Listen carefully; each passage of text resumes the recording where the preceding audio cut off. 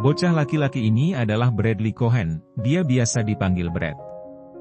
Sayangnya anak cerdas dan periang ini menderita sindrom Tourette, yaitu sebuah penyakit kelainan saraf yang membuat Brad mengeluarkan suara-suara aneh dan kedutan saraf, yang membuat leher dan kepalanya bergerak sendiri.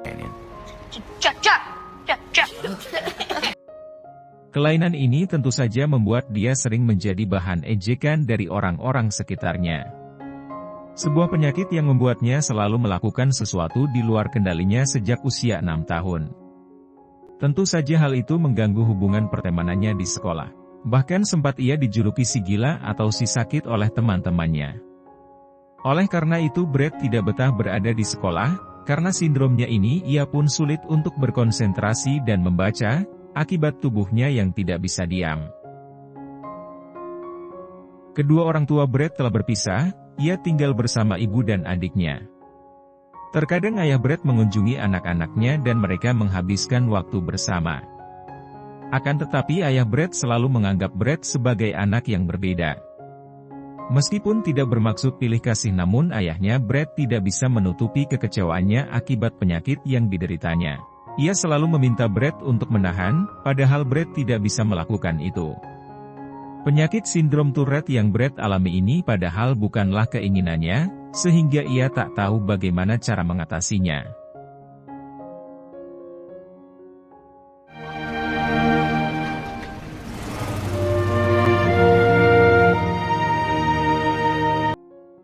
Dan sejak ayah dan ibunya bercerai, adiknya kini sering ikut ibunya bekerja mengurus butik pakaian.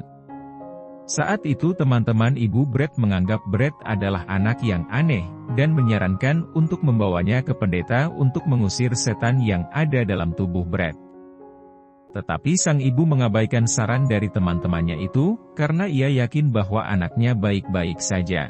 Pada masa itu sindrom ini belum dikenal banyak orang, bahkan dokter berpikir jika Brad mengalami gangguan mental akibat perceraian orang tuanya. Dokter itu mendiagnosa bahwa Brad sebenarnya marah lalu mencari perhatian melalui sikapnya.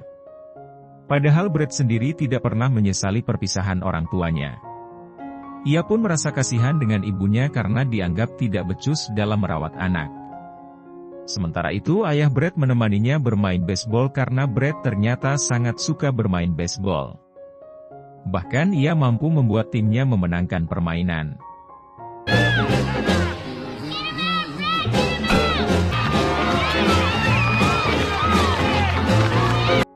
Namun meskipun Brad termasuk anak yang berbakat, sindromnya ini justru menjadi pusat perhatian lalu ia sering ditertawakan oleh orang-orang. Kejadian ini terjadi saat mereka selesai bermain dan beristirahat. Karena hal ini ayah Brad merasa malu dan marah sehingga ia tidak ingin berlama-lama berada di tempat umum bersama anaknya. Di perjalanan pulang Brad mencoba mencairkan suasana dengan bertanya sesuatu. Ayah Brad memberitahu bahwa ia akan menikah, tentu saja berita ini mendapat penolakan dari Brad maupun adiknya. Akhirnya ayah Brad pun berusaha memberi pengertian namun Brad mengganggu penjelasan ayahnya dengan suara ia keluarkan dan itu membuatnya marah.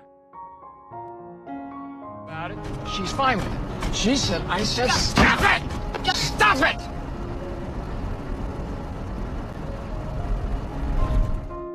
Di sekolahnya pun sama, guru-gurunya sering memarahi Brad karena suara-suara yang dia buat di kelas. Dia sering disuruh meminta maaf karena udah membuat teman-teman tidak nyaman. Gurunya juga menyuruh Brad berjanji untuk tidak mengeluarkan suara-suara konyolnya lagi. Sebuah hal yang sebenarnya nggak mungkin bisa dilakukan, tapi Brad nggak punya pilihan lain selain menuruti perintah gurunya. Setelah kembali ke tempat duduk, penyakitnya pun kambuh sehingga membuat tawa dari teman-teman sekelasnya.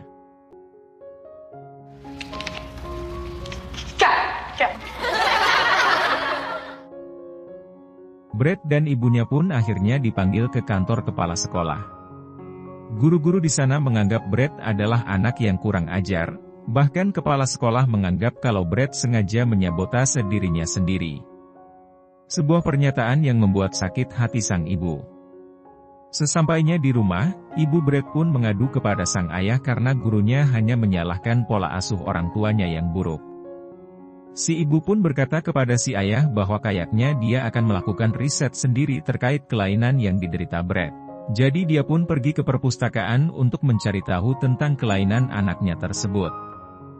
Akhirnya dia pun menemukan jawaban bahwa anaknya terkena penyakit Tourette Syndrome. Penyakit ini memang langka sehingga para ilmuwan belum menemukan obatnya. Dan keesokan harinya ibu Brett mengatakan hal ini kepada dokter. Sayangnya dokter pun juga belum menemukan solusi atas penyakit ini, sehingga Brett harus berbesar hati untuk menerima keadaannya. It's okay, Mom. We'll get through this, alright?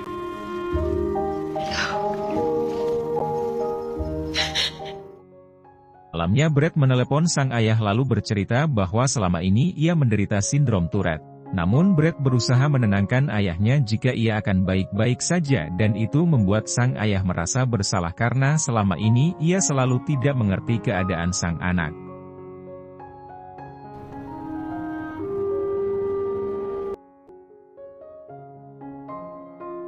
Besoknya sang ibu membawa Brett ke sebuah support group untuk mengenalkan Brett ke sekelompok orang yang menderita Tourette Syndrome. Sekaligus mendengarkan pengalaman mereka bagaimana mereka hidup di masyarakat. Tapi bukannya mendengarkan sebuah semangat, kelompok ini cenderung menyembunyikan diri mereka dari masyarakat. Berbeda dengan tujuan si ibu dan Brett yang ingin mencari tahu bagaimana caranya untuk bisa hidup normal di masyarakat. Mereka pun lalu pergi dan Brett hanya tak ingin membiarkan penyakitnya kini mengalahkannya dalam mengejar tujuan dan cita-citanya. Kemudian saat Brett masuk SMP ia masih saja dianggap berbeda dan sering menjadi bahan bulian teman-temannya. Hingga akhirnya ia kembali dipanggil oleh kepala sekolah karena dianggap mengganggu pembelajaran kelas. Fractions in everyday life. You just don't realize it. For example, ketika kepala sekolah menemuinya, Brett menyangka ia akan dimarahi. Namun ternyata kepala sekolah justru menyuruhnya datang ke acara musik yang digelar di sekolah. Meskipun awalnya menolak karena takut mengganggu jalannya acara karena sindromnya itu. Brett akhirnya tetap datang ke sana karena paksaan dari kepala sekolah. Benar saja ketika orang-orang sedang menikmati alunan musik, suara Brett malah bercampur dengan suara musik. Dan tentu saja orang-orang yang hadir di sana merasa terganggu. Setelah konser selesai kepala sekolah memberikan sambutan di atas panggung. Dengan belak-belakan dia bertanya kepada penonton yang hadir, "Apa kalian mendengarkan suara yang mengganggu di tengah-tengah konser berlangsung tadi?" Kepala sekolah pun berkata bahwa suara tadi berasal dari anak yang bernama Brett. Sekitar itu semua mata pun langsung tertuju pada Brett. Kemudian kepala sekolah memanggil Brett ke atas panggung. Seketika keadaan di ruangan itu hening kecuali suara aneh yang Brett keluarkan.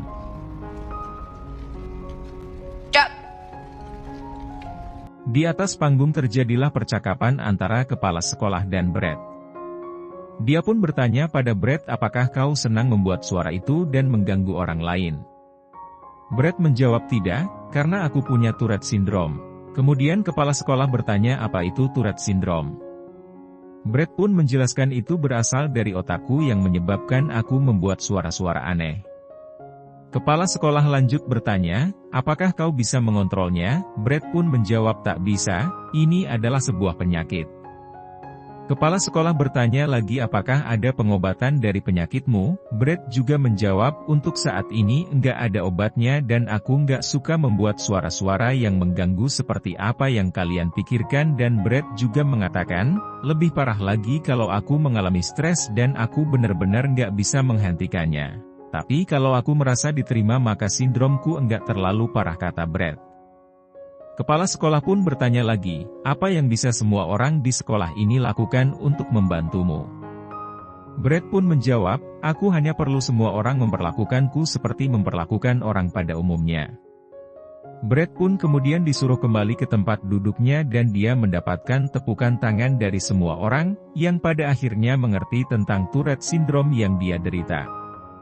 Kepala sekolah itu berhasil memberikan sebuah edukasi pada semua orang tentang penyakit Brett. Dan itu sangatlah membantu Brett dalam menjalani harinya di sekolah.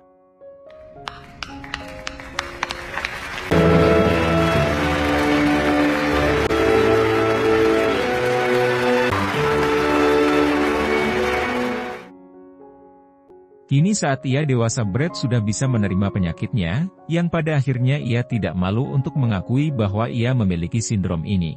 Meskipun hal itu masih saja mengganggunya ketika harus berkomunikasi dengan orang lain.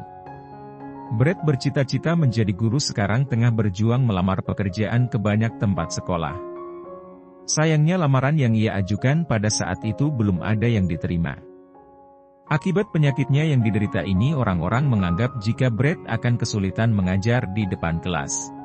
Namun Brett tidak patah semangat. Hampir setiap hari ia menyusun berkas lamaran kerjanya dan menunggu telepon panggilan untuk wawancara. Keesokan harinya ia mendatangi sekolah yang akan mengadakan interview dengannya. Sayang sekolah tersebut memandang Brett dengan aneh. Akan tetapi Brett dengan sabar menjelaskan penyakitnya yang diderita, karena ia merasa orang-orang perlu memahami itu. Namun tetap saja hal yang sama Brett alami, karena semua orang masih belum menerima penyakit yang Brett derita. Lama-lama kondisi ini membuat Brett hampir putus asa, ia menangis dan merasa marah karena penyakitnya ini menghalanginya untuk meraih cita-citanya.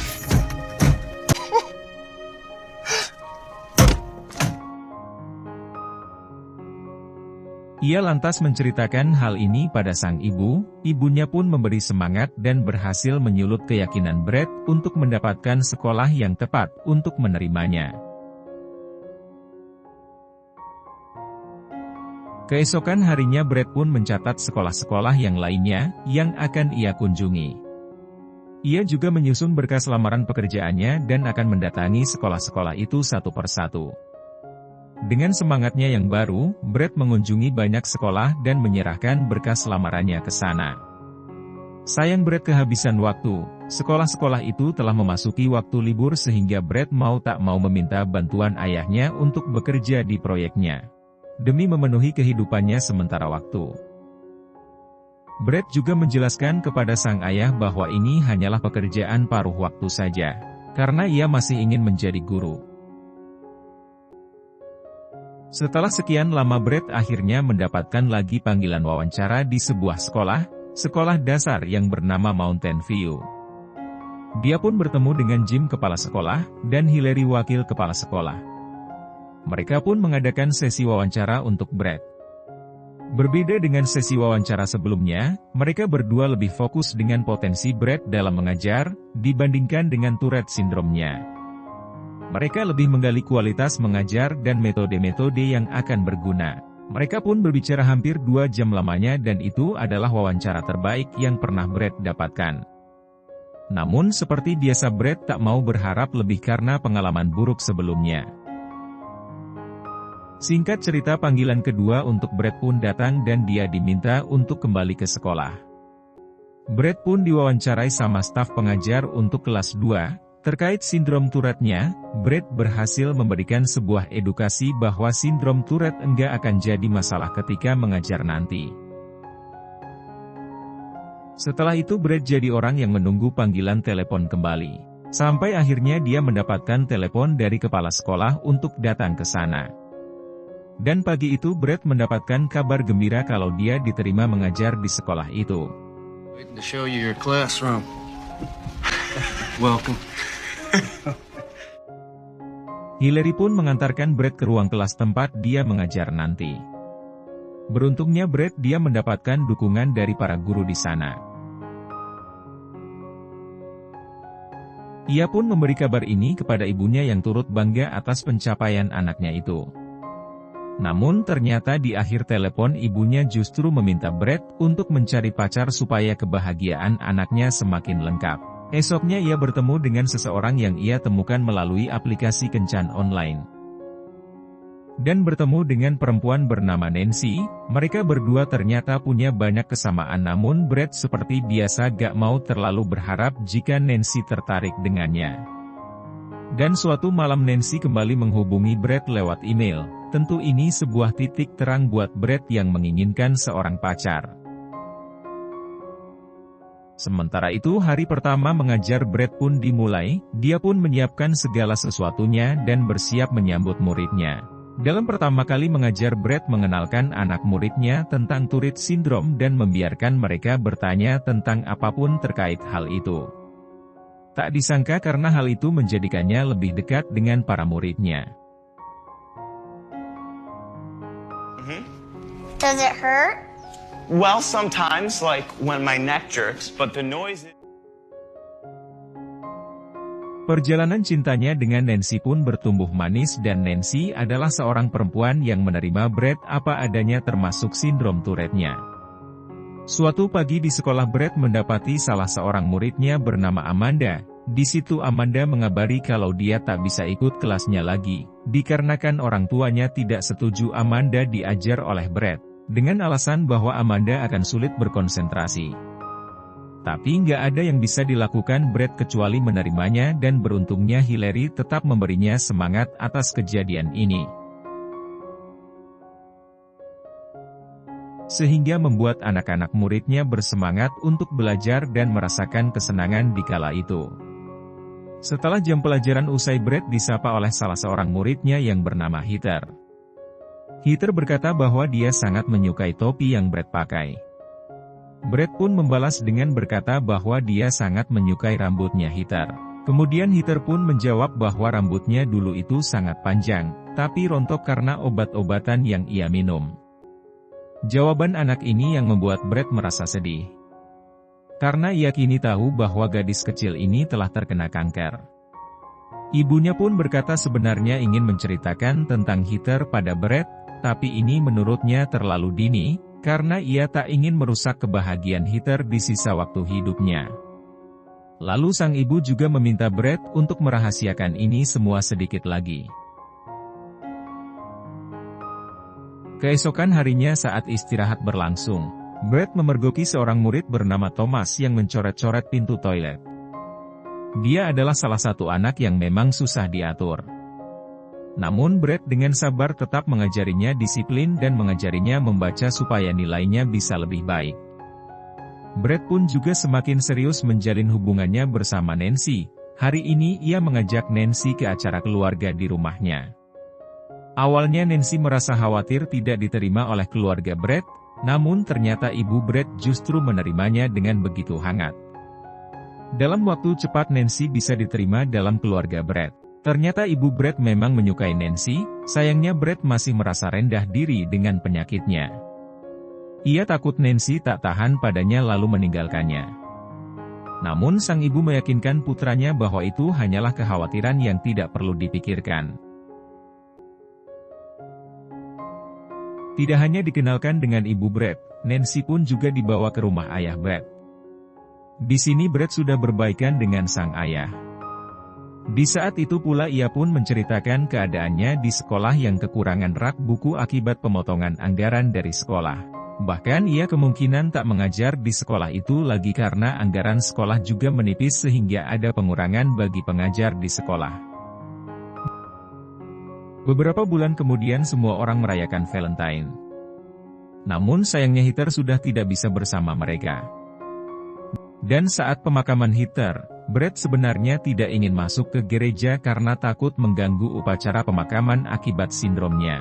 Namun ibu Heather meyakinkan Brett jika kehadirannya tidak akan mengganggu, lagi pula Brett merupakan orang penting bagi Heather. Jadi ibunya meminta supaya Brett ikut mengiringi kepergian muridnya itu.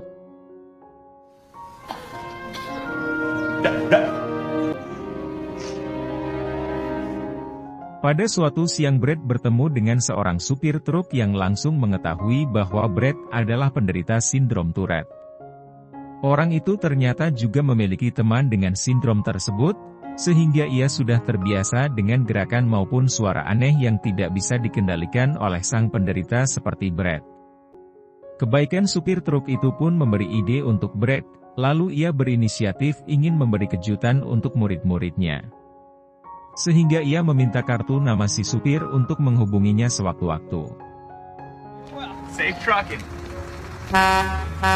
Beberapa hari kemudian beberapa pengawas sekolah terlihat sedang mengamati cara Brett mengajar. Ternyata pengawas itu adalah tim penilai yang mencari guru terbaik di negara bagian Atlanta.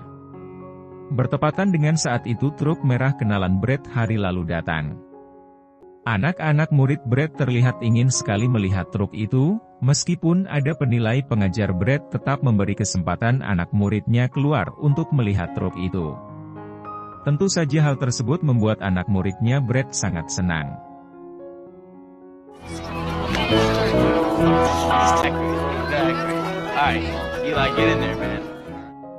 Esok harinya ayah Brad datang ke sekolah dan memberi sumbangan berupa rak buku. Rupanya ayah Brad masih mengingat cerita Brad ketika ia pergi ke rumah ayahnya tempo hari. Sehingga membuat rak buku ini sebagai bentuk dukungannya terhadap putra sulungnya itu. Beberapa hari kemudian Brad tiba-tiba dipanggil oleh kepala sekolah. Awalnya Brad merasa bingung, namun ternyata sang kepala sekolah memberi pengumuman bahwa ia berhasil mendapatkan penghargaan Teacher of the Year, yaitu guru terbaik tahun ini. May's first year Teacher of the Year. Malamnya Brad pun datang ke acara penghargaan tersebut. Ia pun berpidato dan mengucapkan terima kasih kepada keluarga dan murid-muridnya. Karena baginya orang-orang terdekat adalah motivasi terbaiknya, terutama orang-orang yang membuatnya berhasil menghadapi hari-hari berat sebagai penderita sindrom ini. Di pidatonya Brad juga dengan lantang berterima kasih pada penyakitnya Tourette Syndrome.